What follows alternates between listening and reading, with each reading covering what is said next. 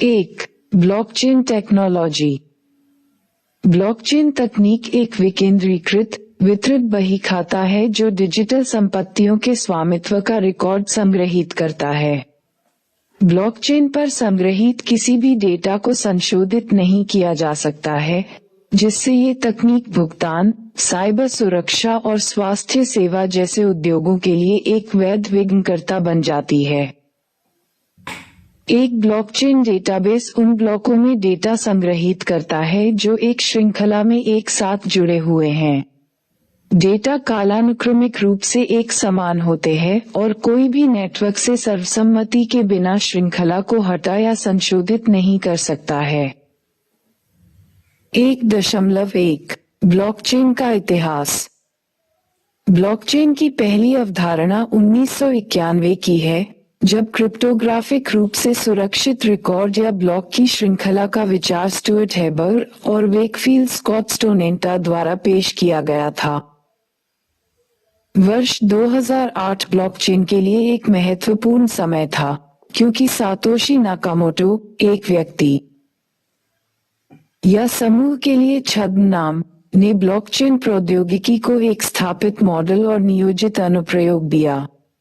पहला ब्लॉकचेन और crypto currency आधिकारिक तौर पर 2009 में लॉन्च किया गया और पहला सफल बिटकॉइन लेनदेन कंप्यूटर वैज्ञानिक हेल फिन्नी और सातोशी नाकामोटो के बीच हुआ। 1.2 ब्लॉकचेन टेक्नोलॉजी की विशेषताएं। विकेंद्रीकरण, एक केंद्रीकृत इकाई से वितरित नेटवर्क में नियंत्रण और निर्णय लेने का स्थानांतरण। अपरिवर्तनीयता, एक बार किसी ने साझा बही खाते में इसे दर्ज कर दिया तो कोई भी भागीदार लेनदेन में छेड़छाड़ नहीं कर सकता।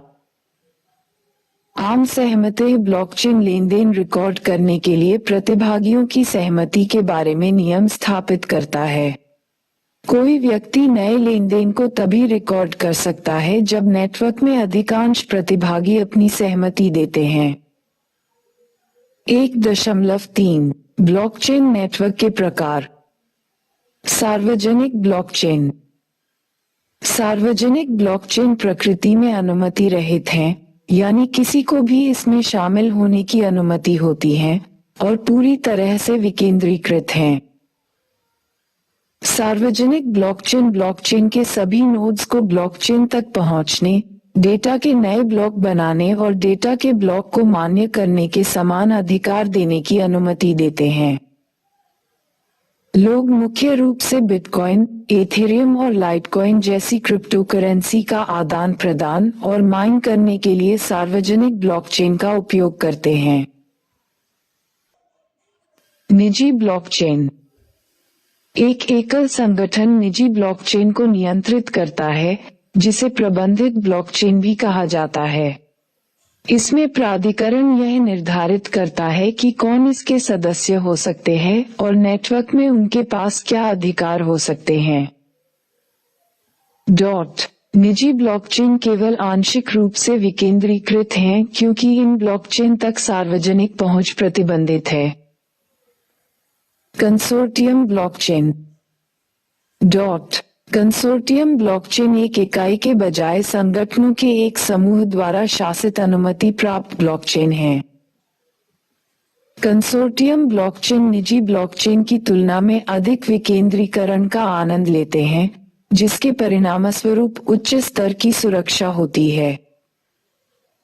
हालांकि कंसोर्टियम स्थापित करना एक कठिन प्रक्रिया हो सकती है क्योंकि इसमें कई संगठनों के बीच सहयोग की आवश्यकता होती है, जो लॉजिस्टिक चुनौतियों के साथ साथ संभावित अविश्वास जोखिम भी प्रस्तुत करता है। Hybrid blockchain. हाइब्रिड ब्लॉकचेन निजी और सार्वजनिक दोनों नेटवर्क के तत्वों को जोड़ते हैं। कंपनियां सार्वजनिक प्रणाली के साथ साथ निजी, अनुमति आधारित प्रणाली स्थापित कर सकती हैं। इस तरह वे बाकी डेटा को सार्वजनिक रखते हुए ब्लॉकचेन में संग्रहीत विशिष्ट डेटा तक पहुंच को नियंत्रित करते हैं।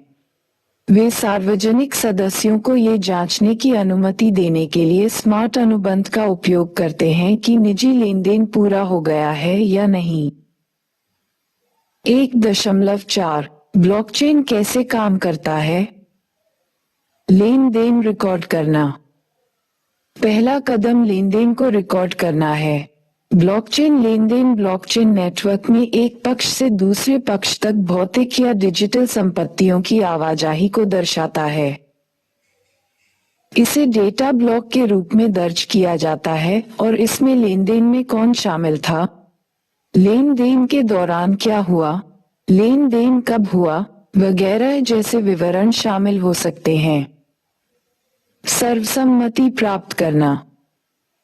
वितरित ब्लॉकचेन नेटवर्क पर अधिकांश प्रतिभागियों को इस बात से सहमत होना चाहिए कि रिकॉर्ड किया गया लेन देन वैध है। नेटवर्क के प्रकार के आधार पर समझौते के नियम अलग अलग हो सकते हैं, लेकिन आमतौर पर नेटवर्क की शुरुआत में स्थापित किए जाते हैं।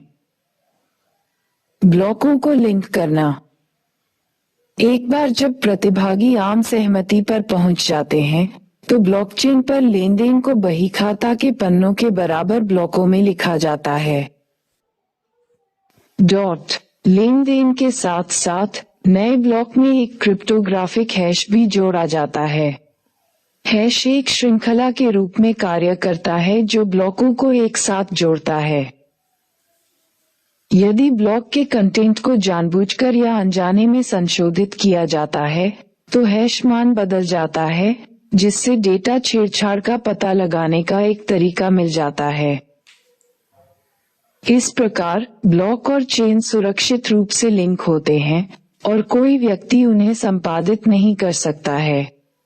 प्रत्येक अतिरिक्त ब्लॉक पिछले ब्लॉक के सत्यापन को मजबूत करता है और इस तरह पूरे ब्लॉकचेन को मजबूत करता है। बही खाता साझा करना। यह अंतिम चरण है। सिस्टम सभी प्रतिभागियों को केंद्रीय बही खाता की नवीनतम प्रति वितरित करता है। 1.5 ब्लॉकचेन प्रौद्योगिकी के अनुप्रयोग। क्रिप्टोकरेंसी। ब्लॉकचेन का सबसे प्रसिद्ध उपयोग क्रिप्टोकरेंसी में है। क्रिप्टोकरेंसी बिटकॉइन, एथेरियम या लाइटकॉइन जैसी डिजिटल मुद्राएं या टोकन हैं जिनका उपयोग सामान और सेवाएं खरीदने के लिए किया जा सकता है। जब लोग क्रिप्टोकरेंसी खर्च करते हैं तो लेन देन ब्लॉकचेन पर रिकॉर्ड किया जाता है। जितने अधिक लोग क्रिप्टोकरेंसी का उपयोग करेंगे, ब्लॉकचेन उतना ही अधिक व्यापक हो सकता है। बैंकिंग ब्लॉकचेन का उपयोग डॉलर और यूरो जैसी फिएट मुद्रा में लेन देन को संसाधित करने के लिए किया जाता है। ये किसी बैंक या अन्य वित्तीय संस्थान के माध्यम से पैसा भेजने से तेज हो सकता है, क्योंकि लेन देन को अधिक तेजी से सत्यापित किया जा सकता है। संपत्ति हस्तांतरण। ब्लॉकचेन का उपयोग विभिन्न परिसंपत्तियों के स्वामित्व को रिकॉर्ड करने और स्थानांतरित करने के लिए भी किया जा सकता है। यह अपूरणीय token, non fungible token, non fungible tokens (NFTs) जैसी डिजिटल संपत्तियों के साथ बहुत लोकप्रिय है। अनुबंध निष्पादित करना। एक अन्य ब्लॉकचेन नवाचार स्वनिष्पादित अनुबंध है, जिसे आमतौर पर स्मार्ट कॉन्ट्रैक्ट कहा जाता है। शर्तें पूरी होने पर ये डिजिटल अनुबंध स्वचालित रूप से अधिनियमित हो जाते हैं। उदाहरण के लिए, किसी वस्तु का भुगतान तुरंत जारी किया जा सकता है जब खरीदार और विक्रेता किसी सौदे के लिए सभी निर्दिष्ट मापदंडों को पूरा कर लेते हैं। आपूर्ति श्रृंखला की निगरानी।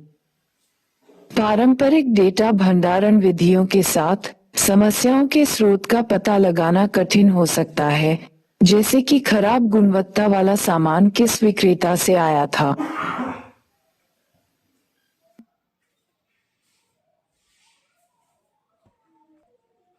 इस जानकारी को ब्लॉकचेन पर संग्रहीत करने से वापस जाकर आपूर्ति श्रृंखला की निगरानी करना आसान हो जाएगा। मतदान।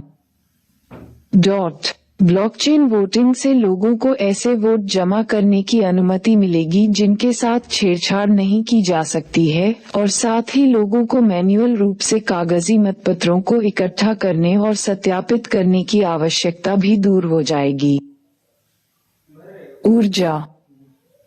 ऊर्जा कंपनियां पीयर टू पीयर ऊर्जा ट्रेडिंग प्लेटफॉर्म बनाने और नवीकरणीय ऊर्जा तक पहुंच को सुव्यवस्थित करने के लिए ब्लॉकचेन तकनीक का उपयोग करती हैं।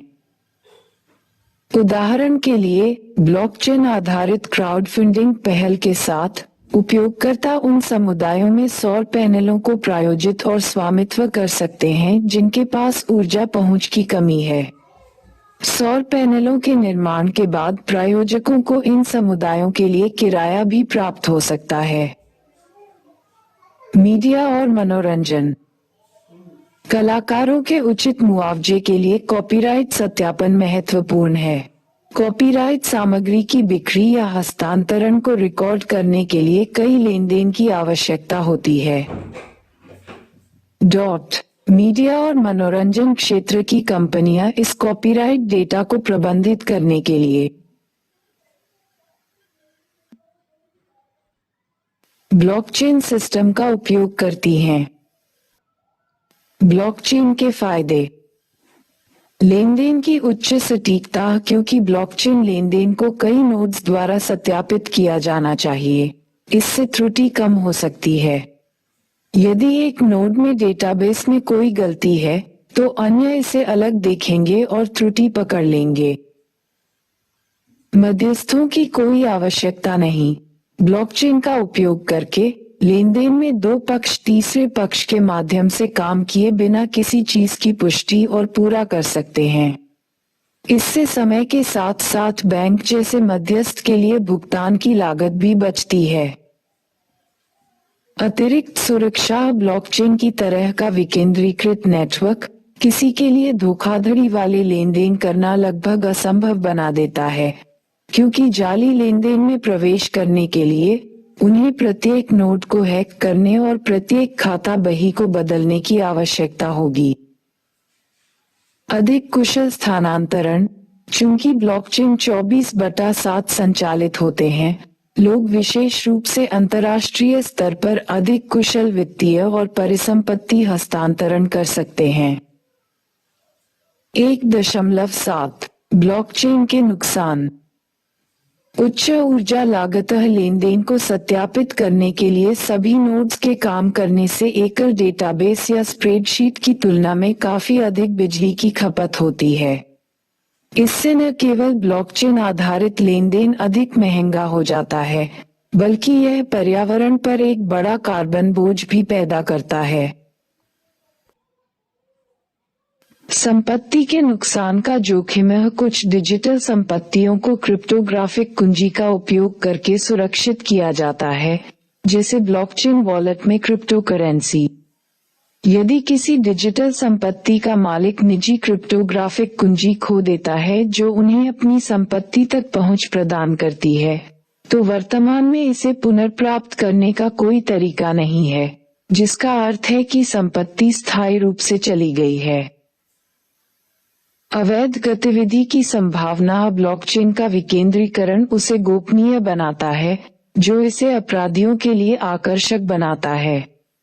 किसी नाम से जुड़े बैंक लेनदेन की तुलना में ब्लॉकचेन पर अवैध लेनदेन को ट्रैक करना कठिन है। 1.8 भारत में ब्लॉकचेन विकास। भारत में ब्लॉकचेन अपनाने की संख्या 2026 तक आश्चर्यजनक रूप से 46% तक पहुंच सकती है, जो स्थानीय अर्थव्यवस्था को बढ़ावा देने की व्यापक संभावनाओं का संकेत देती है। इलेक्ट्रॉनिक्स और सूचना प्रौद्योगिकी मंत्रालय, ministry of electronics and information technology मिटी, ने ब्लॉकचेन प्रौद्योगिकी को महत्वपूर्ण अनुसंधान क्षेत्रों में से एक के रूप में पहचाना है, जिसमें शासन, बैंकिंग और वित्त, साइबर सुरक्षा आदि जैसे विभिन्न डोमेन में अनुप्रयोग क्षमता है।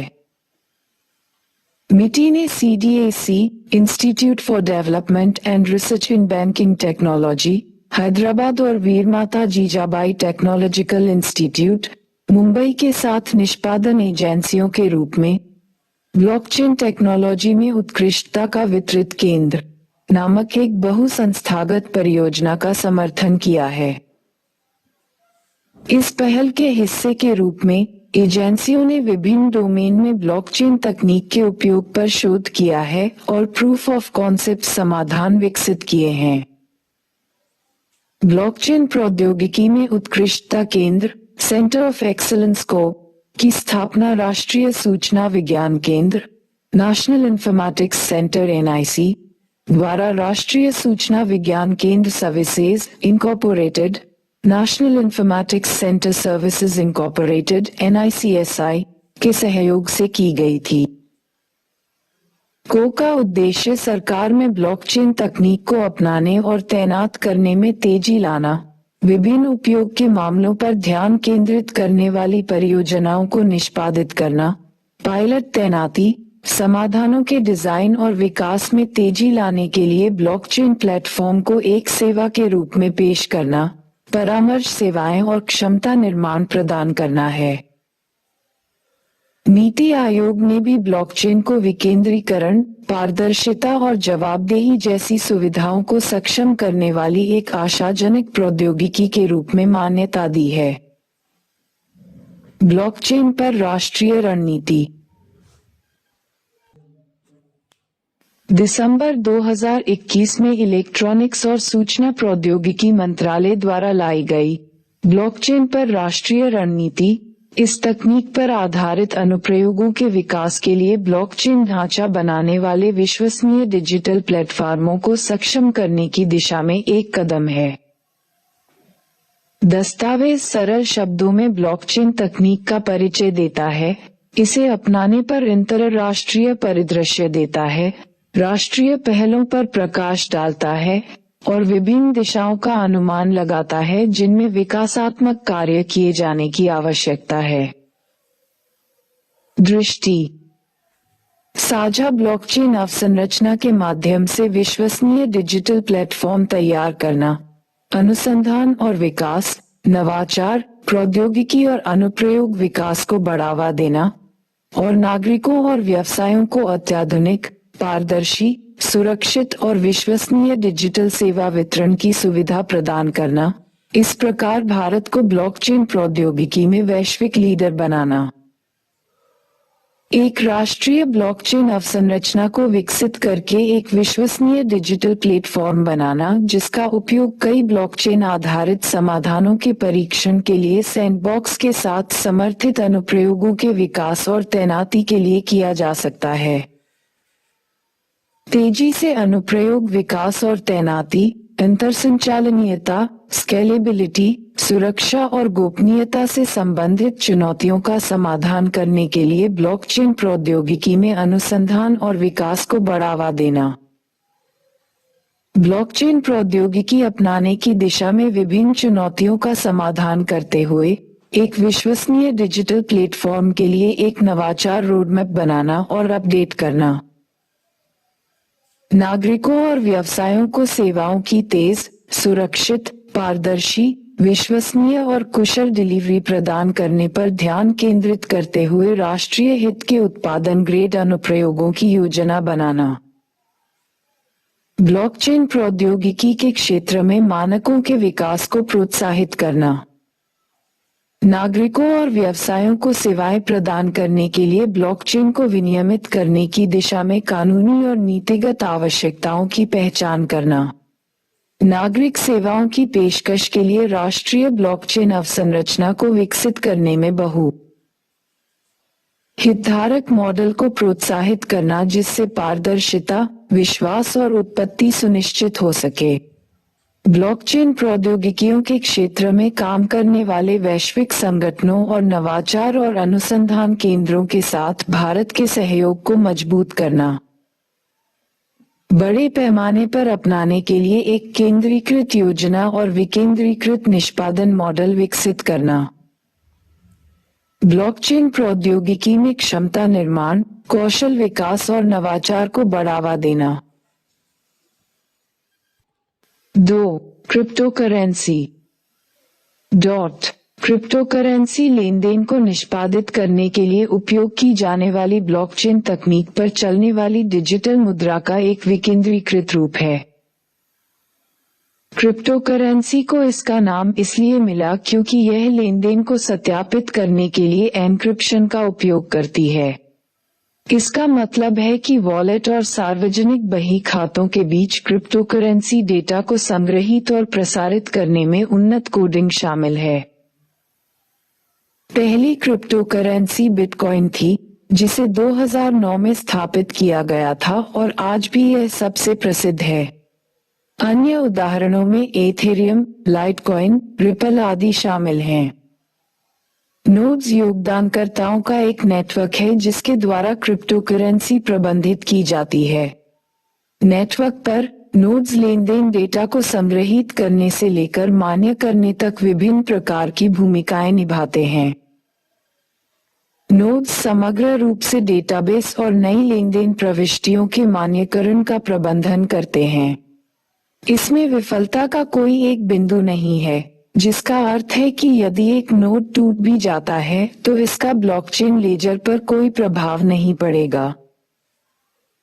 2.1 बिटकॉइन की उत्पत्ति। बिटकॉइन की उत्पत्ति स्पष्ट नहीं है, साथ ही यह भी स्पष्ट नहीं है कि इसकी स्थापना किसने की। ऐसा कहा जाता है कि सातोशी नाकामोतो की पहचान रखने वाले एक व्यक्ति या लोगों के समूह ने 2008 के वित्तीय संकट के बाद एक लेखांकन प्रणाली की संकल्पना की थी। नाकामोटो ने एक पीयर टू पीयर इलेक्ट्रॉनिक नकदी प्रणाली के बारे में एक श्वेत पत्र, व्हाइट पेपर, प्रकाशित किया, जिसमें बिना किसी वित्तीय संस्थान के माध्यम के ही ऑनलाइन भुगतान सीधे एक पार्टी से दूसरी पार्टी को भेज सकते हैं। ओम 2.2 बिटकॉइन का कार्यतंत्र। बिटकॉइन लेनदेन वे संदेश हैं जो प्रेषकों से प्राप्तकर्ताओं तक बिटकॉइन की आवाजाही बताते हैं। लेनदेन को क्रिप्टोग्राफी का उपयोग करके डिजिटल रूप से हस्ताक्षरित किया जाता है और सत्यापन के लिए पूरे बिटकॉइन नेटवर्क पर भेजा जाता है। लेनदेन की जानकारी सार्वजनिक होती है और इसे डिजिटल बही खाता यानी ब्लॉकचेन पर पाया जा सकता है। प्रत्येक बिटकॉइन लेनदेन का इतिहास उस बिंदु तक ले जाता है जहां बिटकॉइन का पहली बार उत्पादन या खनन किया गया था। 2.3 क्रिप्टोकरेंसी के फायदे और नुकसान। लाभ। 8 खान पार्टियों के बीच फंड ट्रांसफर करना आसान। महंगाई से सुरक्षा। लेन देन की गति। लागत प्रभावी लेनदेन। विकेंद्रीकरण। स्वशासित एवं प्रबंधित।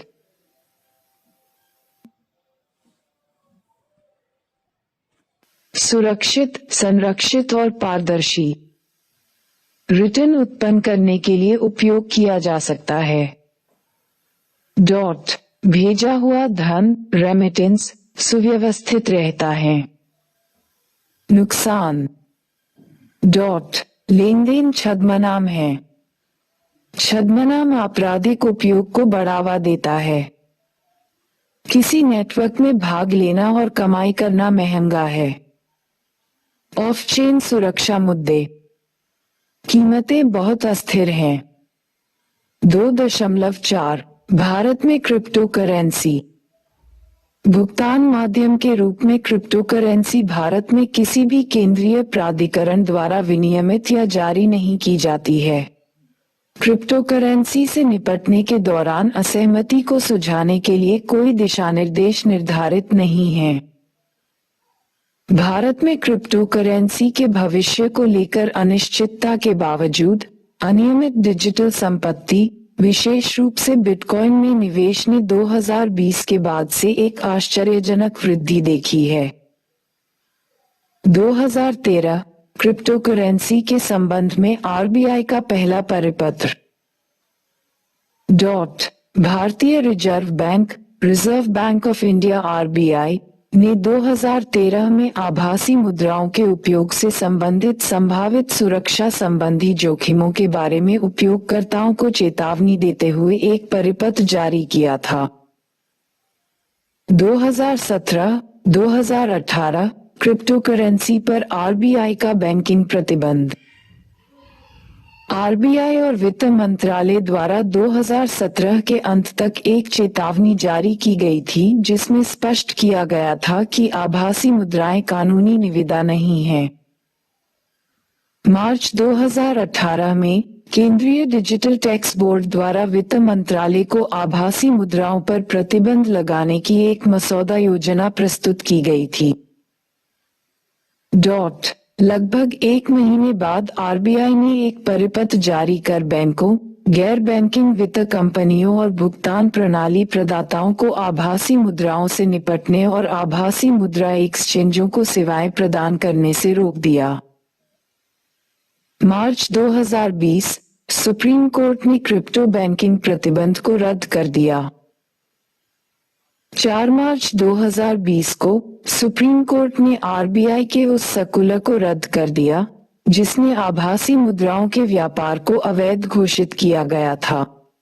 कोर्ट ने ये कहा कि चूंकि आभासी मुद्राओं को पारंपरिक मुद्रा के बराबर दर्जा प्राप्त नहीं है, इसलिए आरबीआई ऐसे मामलों में तभी हस्तक्षेप कर सकता है जब इससे देश की मौद्रिक या आर्थिक प्रणाली पर प्रतिकूल प्रभाव पड़ रहा हो। इसका कानूनी मतलब ये है कि क्रिप्टोकरेंसी अवैध नहीं है, हालांकि अभी भी कानूनी निविदा के रूप में इसे मान्यता प्राप्त नहीं है। 2021 क्रिप्टोकरेंसी और आधिकारिक डिजिटल मुद्रा विनियमन विधेयक 2021 की घोषणा। 29 जनवरी 2021 को भारत सरकार ने घोषणा की कि वह एक संप्रभु डिजिटल मुद्रा बनाने के लिए एक विधेयक पेश करेगी और बाद में निजी क्रिप्टोकरेंसी पर पूर्ण प्रतिबंध लगाएगी। नवंबर 2021 में वित्त पर स्थायी समिति ने ब्लॉकचेन और क्रिप्टो एसेट्स काउंसिल और अन्य क्रिप्टोकरेंसी प्रतिनिधियों से मुलाकात की और निष्कर्ष निकाला कि क्रिप्टोकरेंसी पर प्रतिबंध नहीं लगाया जाना चाहिए बल्कि विनियमित किया जाना चाहिए। 2022 क्रिप्टोकरेंसी पर टैक्स। केंद्रीय बजट 2022 में वित्त मंत्री ने आभासी या डिजिटल संपत्तियों के लिए एक कर व्यवस्था प्रस्तुत की जिसमें क्रिप्टोकरेंसी भी शामिल है। क्रिप्टोकरेंसी निवेशकों को अपनी आय के हिस्से के रूप में गणना किए गए लाभ और हानि की रिपोर्ट करना आवश्यक है। डिजिटल परिसंपत्तियों के हस्तांतरण से होने वाली कमाई पर 30% कर लगाया जाएगा जिसमें क्रिप्टोकरेंसी, NFT आदि शामिल हैं। 2023 धन शोधन निवारण अधिनियम। केंद्र ने 7 मार्च 2023 को एक अधिसूचना के माध्यम से डिजिटल संपत्तियों और फिएट मुद्राओं, वर्चुअल डिजिटल संपत्तियों, क्रिप्टोकरेंसी और ऐसी अन्य डिजिटल संपत्तियों, उनके व्यापार, सुरक्षित रखने और संबंधित वित्तीय सेवाओं को धन शोधन निवारण अधिनियम 2002 के दायरे में ला दिया है। 3. अपूरणीय token, non fungible token, non fungible tokens NFTs। NFT एक डिजिटल संपत्ति है जो कला, संगीत, इन गेम आइटम, वीडियो और बहुत कुछ के रूप में आ सकती है। उन्हें अक्सर क्रिप्टोकरेंसी के साथ ऑनलाइन खरीदा और बेचा जाता है और वे आमतौर पर कई क्रिप्टोकरेंसी के समान अंतर्निहित सॉफ्टवेयर के साथ एनकोड किए जाते हैं। 3.1 NFT और क्रिप्टोकरेंसी के बीच अंतर। NFT आमतौर पर बिटकॉइन या इथेरियम जैसी क्रिप्टोकरेंसी के समान प्रोग्रामिंग का उपयोग करके बनाया जाता है, लेकिन समानता यहीं समाप्त होती है। भौतिक धन और क्रिप्टोकरेंसी फंजिबल हैं, जिसका अर्थ है कि उनका एक दूसरे के लिए व्यापार या आदान प्रदान किया जा सकता है। वे मूल्य में भी समान हैं, जैसे एक बिटकॉइन हमेशा दूसरे बिटकॉइन के बराबर होता है। क्रिप्टोकरेंसी की परिवर्तनशीलता इसे ब्लॉकचेन पर लेनदेन करने का एक विश्वसनीय साधन बनाती है। जबकि एनएफटी में एक डिजिटल हस्ताक्षर होता है जो एनएफटी के लिए एक दूसरे के लिए या उसके बराबर आदान प्रदान करना असंभव बनाता है, इसलिए अपूरणीय। 3.2 एनएफटी की विशेषताएं। एनएफटी एक ब्लॉकचेन पर मौजूद हैं, जो एक वितरित सार्वजनिक खाता है जो लेनदेन को रिकॉर्ड करता है। एक एनएफटी डिजिटल वस्तुओं से बनाया या ढाला जाता है जो ग्राफिक कला, वीडियो और खेल हाइलाइट्स, संग्रहणीय वस्तुएं, संगीत इत्यादि सहित मूर्त और अमूर्त दोनों वस्तुओं का प्रतिनिधित्व करते हैं। में एक समय में केवल एक ही मालिक हो सकता है और ब्लॉकचेन तकनीक के उनके उपयोग से स्वामित्व को सत्यापित करना और मालिकों के बीच टोकन स्थानांतरित करना आसान हो जाता है। निर्माता एनएफटी के मेटाडेटा में विशिष्ट जानकारी भी संग्रहित कर सकता है।